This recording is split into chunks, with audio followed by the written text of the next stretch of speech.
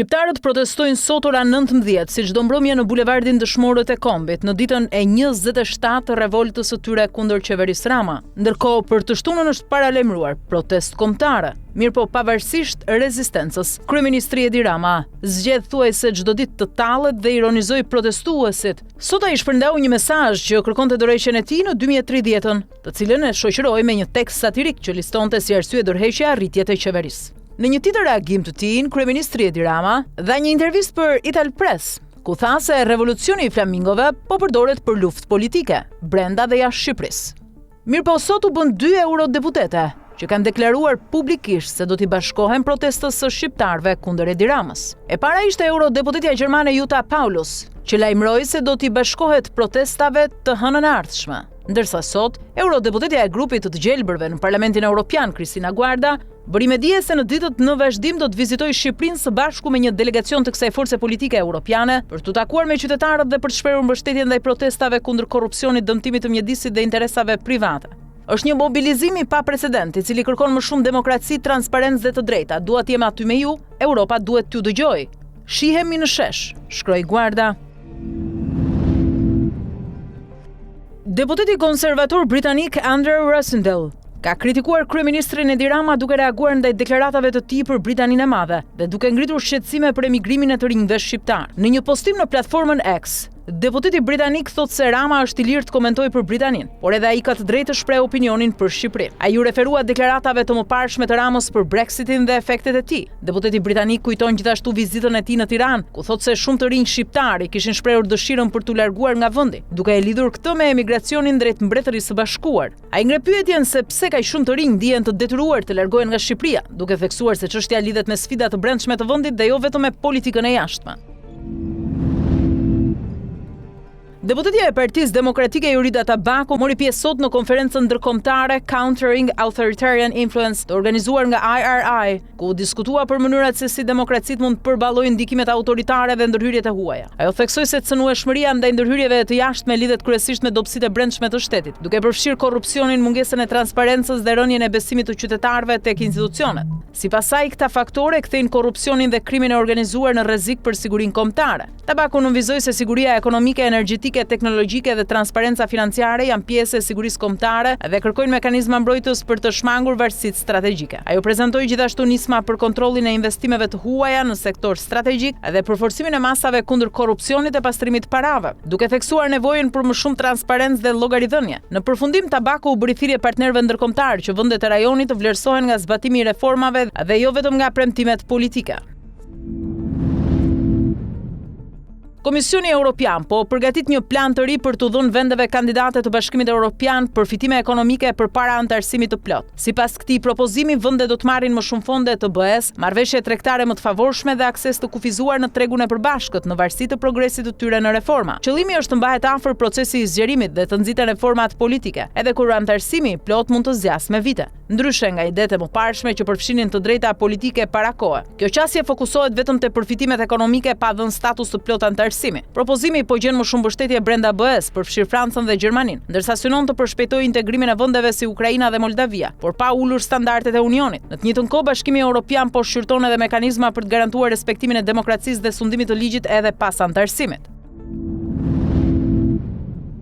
Partia Demokratike ka denoncuar një kredi prej $118 milion të marrë nga qeveria shqiptare nga fondi Abu Dhabit me afat shlyerje 15 vite dhe interes 4% në vit, duke pretenduar se fondet nuk po përdoren për nevoja urgjente të qytetarëve, por për projektin Smart City, Safe Nation. Sipas saj, kontrata i është dhënë pa tender dhe pagar kompanisë Preside Ltd, të lidhur me grupin G42 dhe vlera totale me TVSH arrin rreth $140 milion.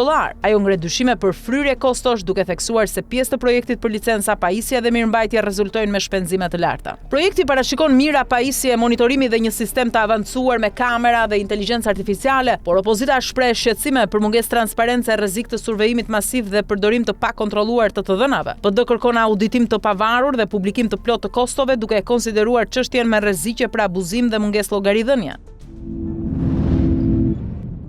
Avokati i popullit Endrit Çabani inspektoi sot shtëpinë të moshuarve në Tiranë, ku u njoh me kushtet e jetesës dhe problematikat e këtij shërbimi social. Pas vizitës ai propozoi që pasuritë e konfiskuara nga SPAK të vijnë në dispozicion sistemit të kujdesit social, duke u kthyer në shtëpi për të moshuarit. Sipas tij, Shqipëria ka vetëm 6 qendra publike me rreth 330 vende, ndërsa mbi 60.000 të moshuar jetojnë vetëm, çka tregon mungesë të theksuar kapacitetesh. Çabani deklaroi se vetëm këtë vit SPAK ka konfiskuar rreth 2 milionë euro pasuri, ndërsa shteti disponon edhe 10 ndërtesat konfiskuara që mund përshtaten për shërbime sociale. Ai konstaton gjithashtu mungesë stafi mjekësor dhe kushtet kufizuara për trajtim, duke theksuar se kujdesi për të moshuarit mbetet një sfidë serioze sociale.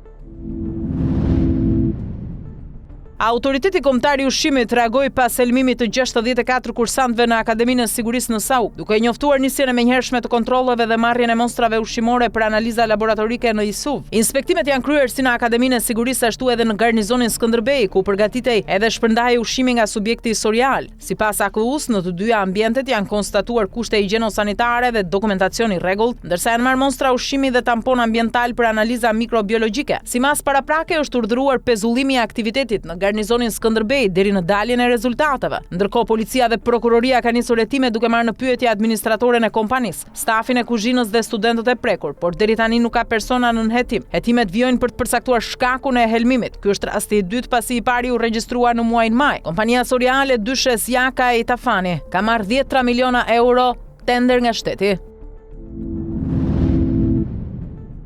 Drejtori i përgjithshëm i Policisë së Shtetit Skënder Hita prezantoi sot planin e masave për garantimin e rendit dhe sigurisë gjatë sezonit turistik, duke cilësuar menaxhimin e fluksit të vizitorëve si një prioritet kryesor të institucionit. Ai theksoi se Shqipëria po përjeton një vit të suksesshëm në turizëm, me miliona vizitorë që e zgjedhin vendin si një destinacion të sigurt dhe mikpritës. Sipas tij, kjo është një arritje kombëtare, por edhe një përgjegjësi e madhe për institucionet e sigurisë. Hita nënvizoi se policia kufitare dhe ajo rrugore janë kontaktet e para me turistët dhe duhet përfaqësojnë jo vetëm por edhe mikpritjen. Ai bëri të ditur se patrullimet do të shtohen përgjatë vijës bregdetare në bashkëpunim me rojën bregdetare, ndërsa këtë vit do të përdoren edhe dron për monitorim nga ajri. Gjithashtu Hita paralajmëroi kontrolle të rrepta për mjetet lundruese, duke theksuar se nuk do të tolerohen shkelje që rrezikojnë jetën e pushuesve.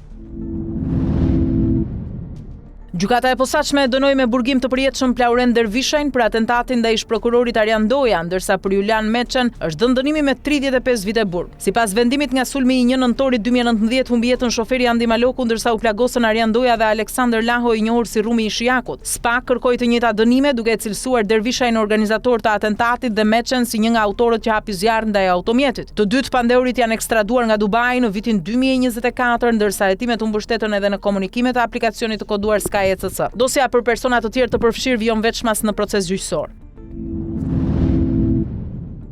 Një hetim ndërkombëtar ka goditur një rrjet të trafikut të drogës të lidhur me kartelin ekuadorian Los Lobos, i cili dyshohet se bashkëpunonte edhe me një rrjet kriminal shqiptar. Sipas raportit, organizata drejtohej nga një person me prioritet të lartë për autoritetet dhe përdorte kompani eksporti frutash si mbulesë për aktivitetin e saj, duke fshehur drogën në ngarkesa të ligjshme. Sinjalizimet për kontener të dyshimt kanë çuar në kontrolle të targetuara dhe sekuestrime në disa porte të rëndësishme europiane. Dokumenti thekson se përfaqësues të rrjetit shqiptar udhëtonin rregullisht drejt Ekuadorit për të negociuar marrëveshje direkte me grupin kriminal. Më pas qeliza të ndryshme në vendet e Europës merreshin me logjistikën dhe shpërndarjen e drogës brenda Bashkimit Evropian, duke e kthyer rrjetin në një strukturë të mirë organizuar ndërkombëtare. Dhomat e specializuara në Hag bëjnë me dije se për momentin mbetet në fuqi afati i 20 korrikut për shpalljen e aktgjykimit ndaj ish-drejtuesve të UÇK-s, sipas vendimit të fundit të trupit gjykues të datës 5 maj të këtij viti. Në njoftimin zyrtar, gjykata speciale thekson se procesi po vijon sipas afateve të përcaktuara, por nuk përjashtohet mundësia e një shtyrje të mëtejshme nëse kjo do të konsiderohet e domosdoshme. Në një rast të tillë, trupi gjykues do të nxjerrë një vendim të veçantë. Ky proces gjyqësor konsiderohet një nga më të rëndësishmit në dhomat e specializuara për shkak të ndikimit të tij politik dhe publik në Kosovë dhe rajon, ndërsa çdo ndryshim i afateve pritet të bëhet publik zyrtarisht.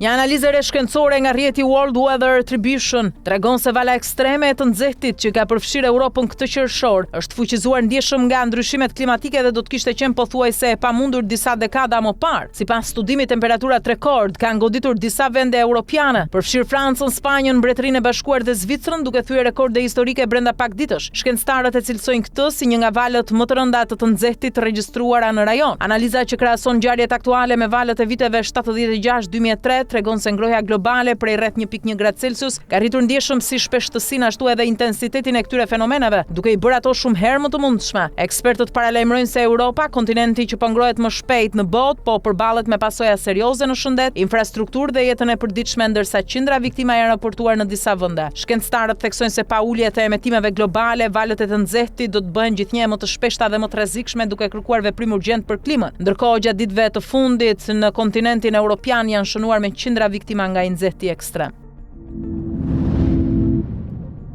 Bilanci tragjik nga tërmetet shkatruese të një dite më parë në Venezuelë, sa vjen edhe rritet. Raportimet e deri tanishme flasin për 235 viktima, ndërsa mbi 50.000 persona rezultojnë të zhdukur. Qindra ndërtesa janë shembur ndërsa lagje të tëra janë rrafshuar. Autoritetet paralajmërojnë se numri i viktimave mund të rritet ndjeshëm, ndërsa OKB ka kërkuar një mobilizim masiv ndërkombëtar për ndihmë humanitare. Presidenti janë në detyrë shpalli gjendjen e jashtëzakonshme dhe njoftoi një fond rindërtimi prej $200 milion. Operacionet e kërkim shpëtimit vijojnë në kushte të vështira, ndërsa vende të ndryshme përfshirë SBA kanë premtuar ndihmë dhe furnizime emergjente.